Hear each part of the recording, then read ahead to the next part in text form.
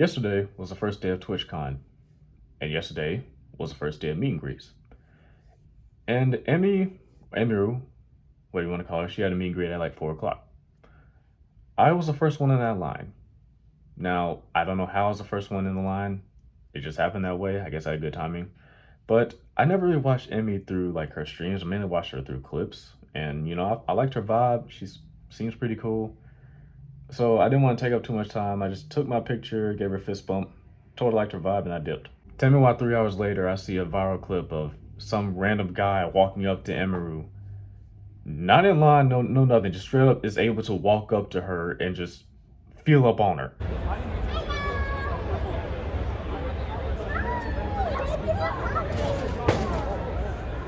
And we're gonna get into how he was able to get that close to her in a minute. TwitchCon. In the meet and greet section, why is there only one security guard per booth? Matter of fact, when I was there, I didn't even see any security guard. All I saw was like 2-3 crew members. Not one security guard. Why would you skip out on security at a highly participated event? Y'all need to have at least 2 for every booth, except for maybe the, digital meet and greets. Maybe you don't need security then. Then someone could just walk up and punch the screen. I don't know why they would ever do that, but that's the times we're living in. Some people were giving the security guard shit. Other people were, saying that he handled it. I'm gonna say he handled it, but he handled it a little bit too late. Cause let's say he came to actually harm Emiru.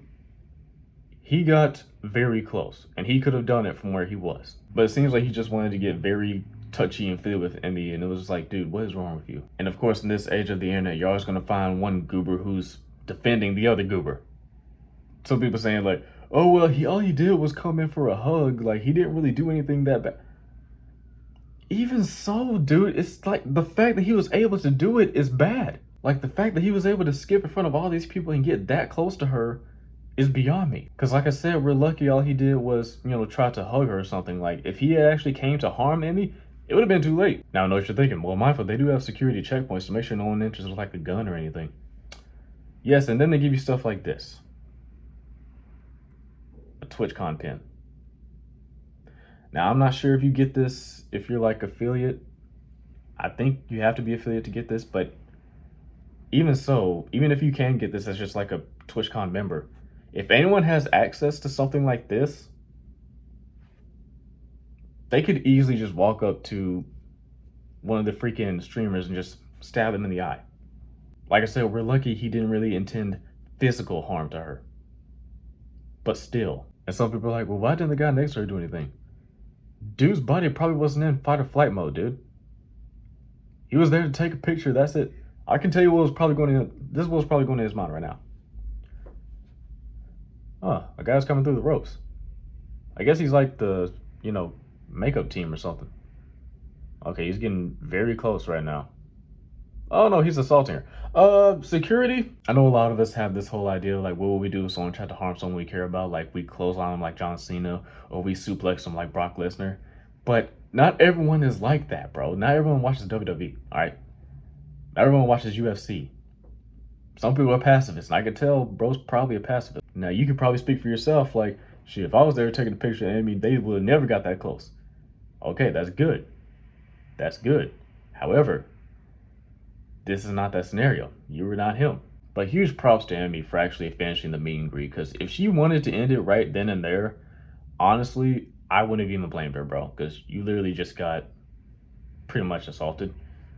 Even if it wasn't physically assaulted, it's still unwanted touching, unwanted physical contact. And now I'm really starting to see why Valkyrie and QT Cinderella didn't want to come this year. I understand.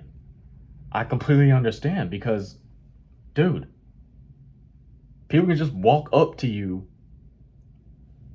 through the line, no security, no nothing, and get as close as they want. Because, like I said, we are lucky he didn't intend actual physical harm to her.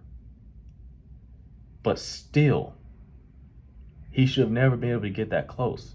That's the whole point. You know what's the icing on the cake? Twitch has an actual fact page on what they're doing for your safety. And the only thing it talks about is COVID restrictions. Nothing about how they're protecting streamers. Nothing about how they're protecting the users.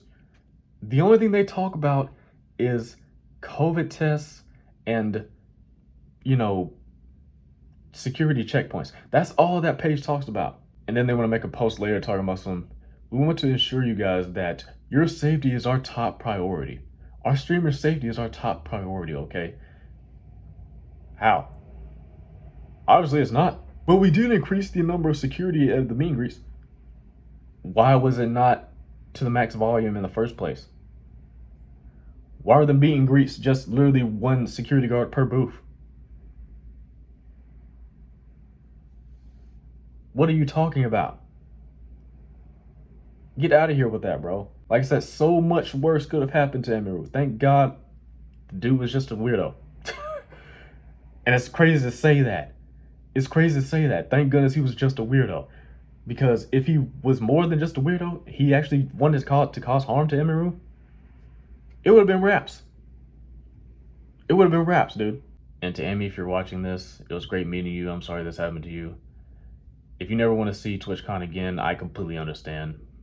Just know that there are some of your fans who really did want to meet you this year and they couldn't meet you. Even if you just want to do it through a Zoom call, I think they would love that.